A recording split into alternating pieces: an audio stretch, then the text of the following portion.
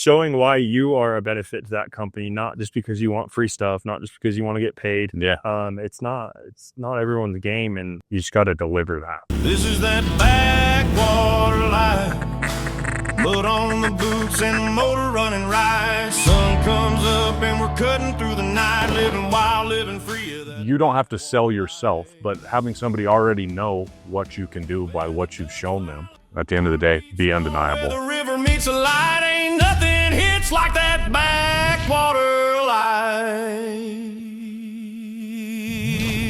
Hey, we're out here in Utah hunting. I'm here with Dylan Stamper.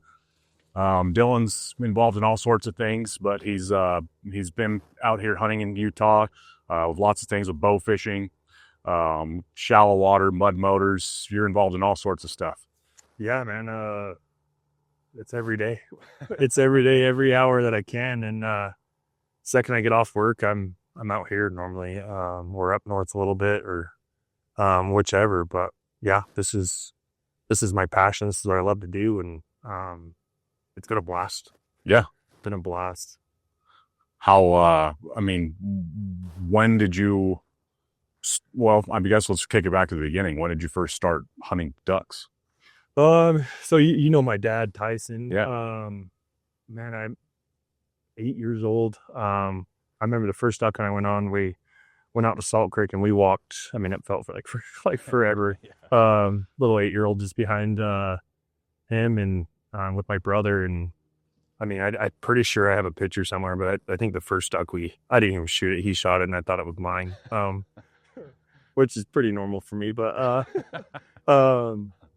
I think it was just a hen spoonie, man. And after that, like that was history. And then eventually getting into the boats and stuff. I'm pretty sure I remember when I was little going up to Cabela's, and my dad bought this like a Lumacraft or something, and then went down to Mud Buddy and got one of those I think it was like a 23 horse Honda that was on it. And went from there, and man, all right. Yeah. Do you like hunting local the best? Do you like going on trips? Do you like, what do you like the best? It just depends on the year, man. I mean, this year, it's December 14th, 15th, and it's 50 something degrees out, and barely any snow. Normally these mountains are just covered in snow, but happened to do a trip up in Nebraska with Fowl Habits, and man, it is crazy. It's kind of cool to watch those guys.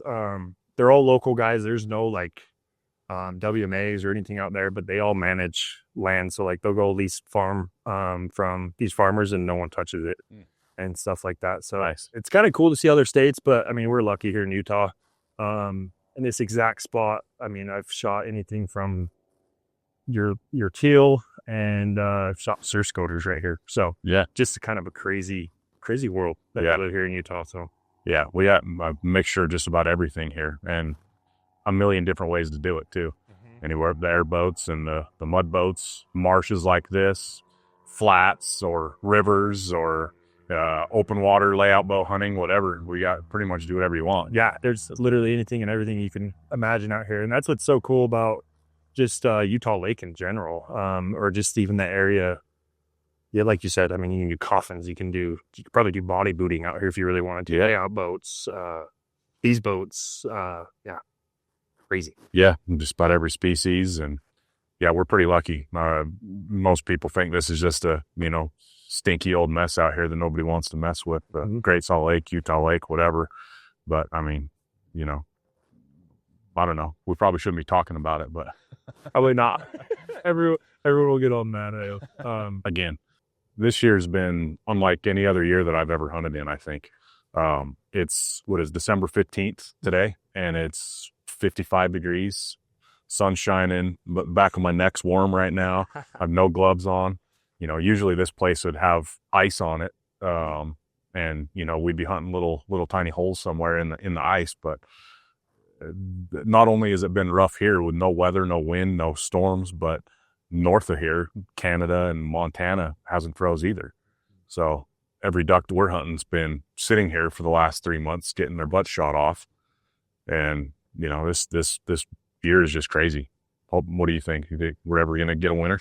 I don't know, man. I was looking at something it popped up on the internet or news or something, and it's weird how long these cycles go for. And I guess if you're a religious guy, the seventh year, after that, hopefully it picks up, because the last couple of years has just been weird. For sure. Yeah, I mean, 2-3 years ago we're cutting ice right here, and you're breaking pretty good ice, and super shallow. And I mean, today we ran it shallow. Yeah. So it's just a weird year, man.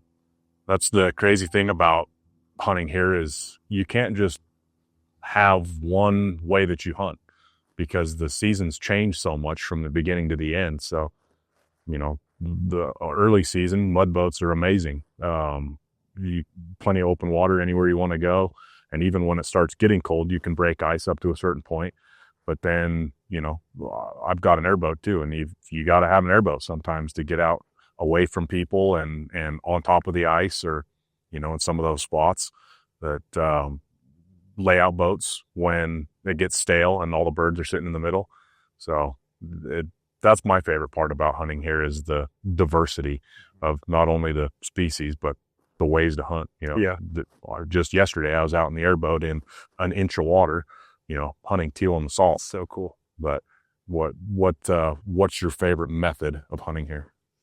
Oh man, I'm pretty lazy nowadays. Like, I just love taking the boat, and has a winch on the front of it. So, I mean, I just launch it up into the bushes, throw the blind up real quick. But I'm coming to find that that's not the best option anymore. Yeah. And you need to get creative, because there's other people competing right there next to you, and they're thinking outside the box, and a little bit of everything like that. So I think my all-time favorite hunting that I've done was probably out of a layout boat, and we just slaughtered them that time. Like open water out in the middle of the lake somewhere. Yeah. And probably the spot that everyone knows. But it was a lot of fun, just a different experience. This year I've done the pit blinds and stuff like that. That's an experience too. Yeah. I wish we could put a pit blind just right here in the water somewhere, but how nice would that be? You can't. So majority it's just the boat, and I mean I love hunting out of the boat. It's just fun, it's relaxing. But probably all-time favorite, probably a layout boat hunt. Layout boat. Yeah. Fun. It's fun. So it looks like you're pushing to kind of maybe make a little bit of a business out of this, or at least pick up some extra cash. You started kind of with your page, Foul-Minded Dylan, right? Yeah. Went from nothing, and now you've got a ton of followers.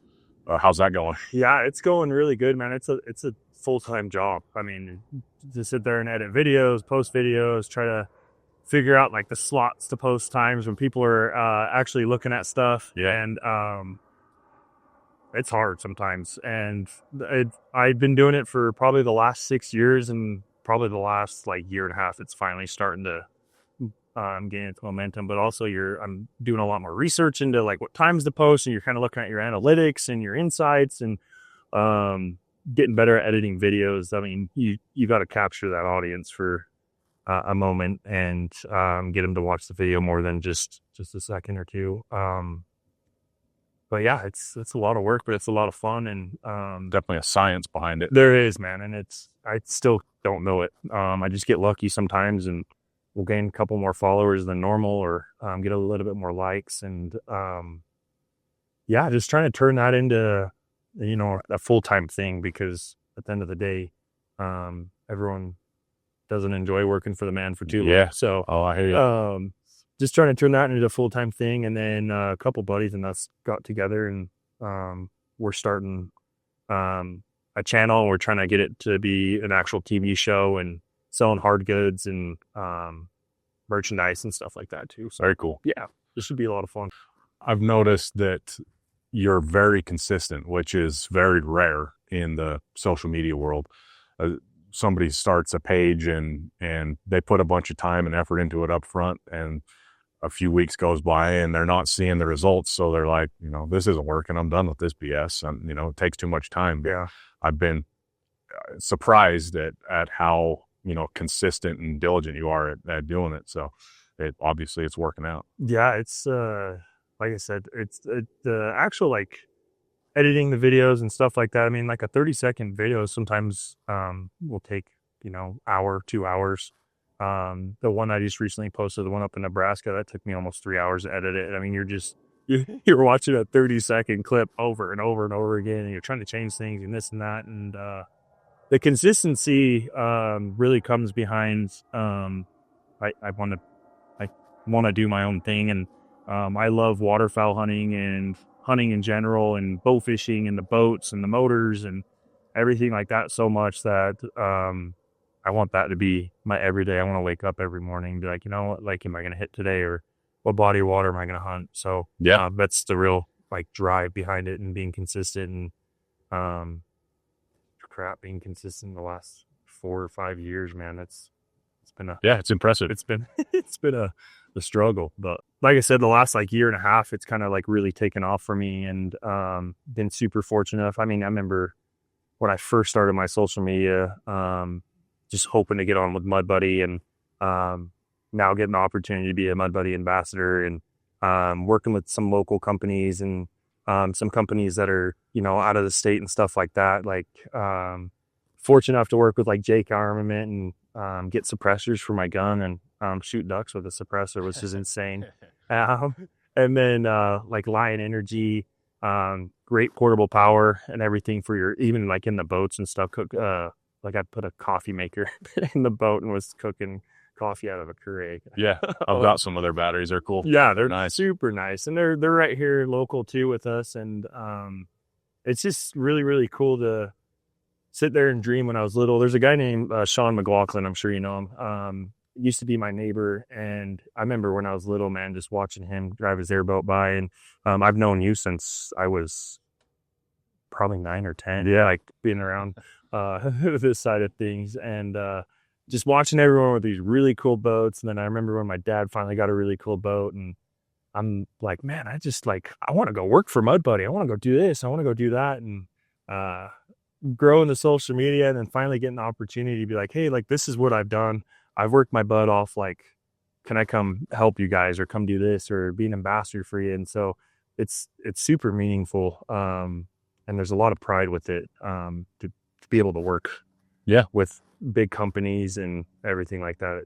It's really cool. Yeah, really love it. I mean, that's the kind of a product of what we were talking about before, with the consistency and growing the brand. And brands see that that you're out abusing it and using it and taking cool photos and video and everything, they're gonna come knocking at the door for sure. Yeah, and the biggest thing I would like even recommend to anyone is just staying consistent, and then also building connections with people. Like this year with our company that we just started, Nok, just how all that happened was insane. I'm friendly with everyone. I talked to everyone, and finally everyone just kind of meshed up and kind of brought different opportunities to things. And we're sitting there one day and we're like, man, you got this, I got this, and you got this. Like, why aren't we doing something with it? And so I'm super excited for Nok. And what exactly is it? What is the whole picture? So for somebody who doesn't know what Nok is, what is it? So Nok, we're going to be a TV series. We're out there filming and making some of the best video I hope duck hunting has ever seen, or any hunting in general. And we got a merch line, and right now we're just on YouTube, but it's going to be hopefully on the Outdoors channel, and make it really, really cool. Little bit in between videos that people probably haven't seen, really just honing in on the experience. There's a lot of videos out there nowadays that are just crazy hype videos and this and that, and we want to go the TV series route, or TV show route, where you're experiencing what we're experiencing. And so it's gonna be a lot of fun. Super excited for it. Okay, so you've been doing this a little while now. You got a couple episodes out. What kind of advice would you give somebody that wanted to do the same thing tomorrow? I'd say, first of all, find some really good friends that have the same dream and vision that you do, and where it's almost like this is burning sensation every time you go out. It's that adrenaline dump. What I do for work is normally an adrenaline dump, but when you're going out and you're filming and you're gathering all these pieces and everything and putting it together, and it's just, man, this is so cool. So I think number one advice is, if you're not doing it alone, find some really, really good friends that just have that same burning passion that you actually want to spend time with. Yeah, and not rush anything, man. I mean, you got all the time in the world to do what you want to do and this and that, and not rush it, and actually put your time and effort into it, plan stuff, and just go that route with things, because it's a journey. Sure. Yeah. Like I said, there's so many of them out there, and when you find a good one that you keep watching them. Okay, I saw that one. Okay, what do they have next? What do they have next? Because the ones where they just show ducks blowing up and loud rock music, everybody's done that. Everybody's seen that. But I like it when why are you setting up that way, or what is the behavior of the birds that's making you do it this way, and why is that different from where I'm at to where you're at, or where's the cool place to go in town that's the waterfowl hangout, or the guy that builds decoys that lives there, or all the stuff around the actual hunt is why I like watching. Yeah, that's what I love too, and you learn so much from it too, man. And I'm not out here to be any gatekeeper or anything like that, and you run into people like that all your career, or waterfowl experience, or hunting and this and that, and I'm not that guy. I'll probably get a lot of hate some days just because I'm sharing too much information, but at the end of the day, we're out here to learn and to have a better experience, and I hope that you can do that for someone else. And hate's a funny thing. I think if you're not getting some, you're not doing it right. Ruffling feathers is part of it. And maybe getting under skin, and sometimes it's intentional, sometimes it's not. But I mean, for one thing, it's that person's watching too. You just got paid for that view. And the more somebody's talk shit on that post, and then somebody else answers it, and then you've got all this back and forth, and it all creates views and conversation around it, and everything else. So if everybody loves you, then you're probably not doing it right. And that's been the hard part for me, man, coming up.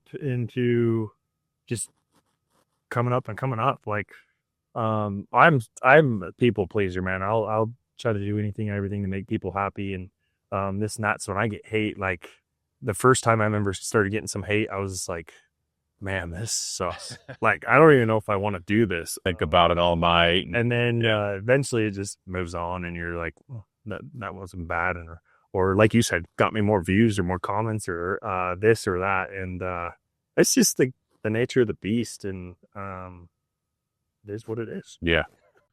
So I see you doing all these ads and stuff for all these different brands, and you're ambassador for these companies. I know how you got hooked up with us, but how do you approach that? How do you get to reach out to these brands and communicate with them, and get hooked up on their team? Man, that was a learning curve for me.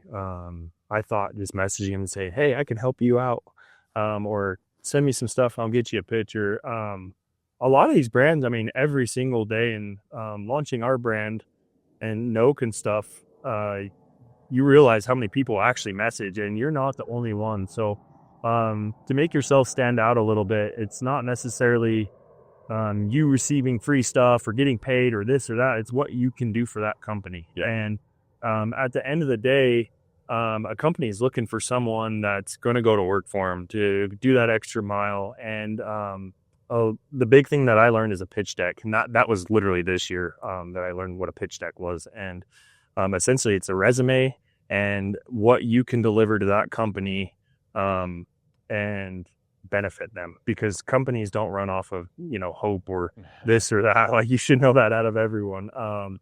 And it's building a pitch deck and what you can do for that company. And what I recommend for people to do is really research how to do a pitch deck, and show all the benefits of you, like what stuff you're using to get that the footage or this or that, and kind of draw out this long list of, this is what I can do, this is why I want to work for you, this is what I can deliver, and then over deliver, and continue keeping that relationship. And one like Mud Buddy, getting on with Mud Buddy and you guys, I never thought that would happen in a million years. I was like, that's a huge company. Like, I'm just a little guy, and man, I was pretty consistent for a long time, and then finally Glenn, he's like, hey man, like, I love your stuff, this and that, and it's been history ever since, and it's great. It's so much fun, and just having that opportunity is amazing. Just dreaming about it when I was a little kid. But at the end of the day, just showing why you are a benefit to that company, not just because you want free stuff, not just because you want to get paid. Yeah.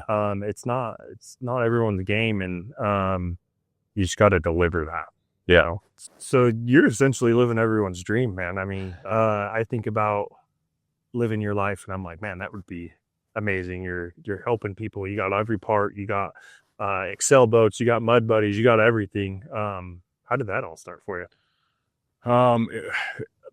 Basically just from the bottom, organically, but relationships, like you said. But I started from putting motors in crates at Mud Buddy in 2002, and I'm the type of person that I'm never satisfied with just doing my job, clocking out and going home.